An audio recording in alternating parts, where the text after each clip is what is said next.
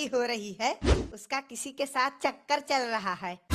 और हमने तो ये भी सुना है कि ये लड़की आज रात शादी से पहले भागने की तैयारी कर रही है।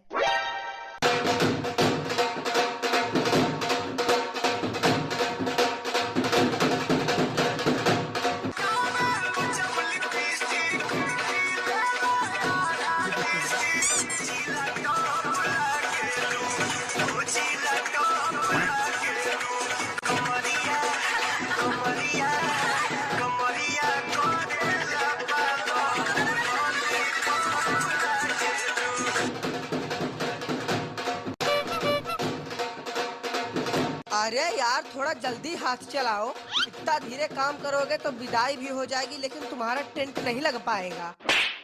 भाड़ में जाए ऐसी शादी।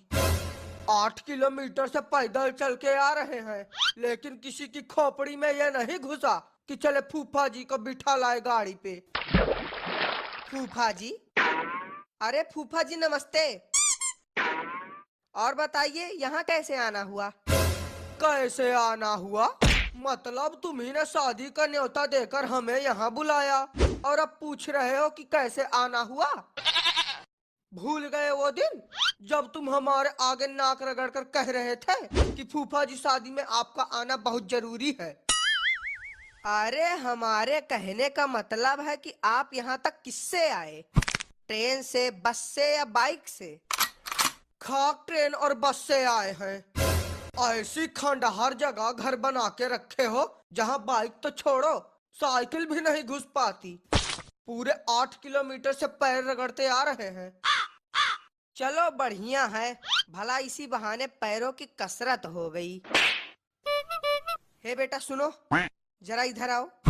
जाओ अंदर जाके चाची से मिठाई मांग लाओ। बोल दो फूफा जी को पानी देना है।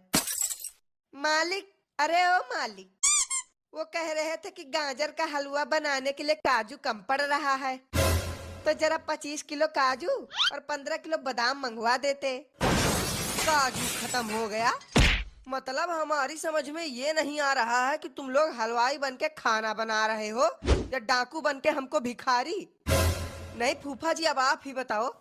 साला सुबह इनको 250 ग्राम काजू और 50 ग्राम बादाम लाके दिए हैं, 2 घंटा बीता नहीं कि सब कुछ सपाचट्ट हो गया। अरे भाई, अब शादी ब्याह का घर है, इतना तो खाना पीना बनाने में लग ही जाता है।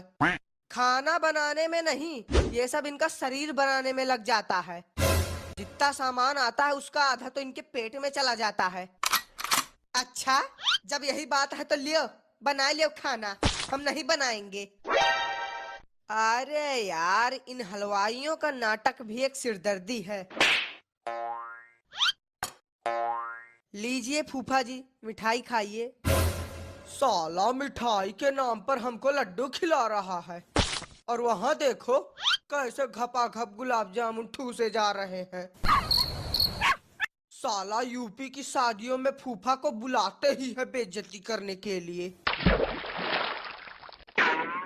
अरे है बच्चा, तू दुल्हन के बाप होई कहिया सत्यारे बैठा हो। अहुआ बिटिया तुमका कब से याद करत ही, कहत ही कि जब तक हम पापा से बात न कैली अब तब तक शादी न करब।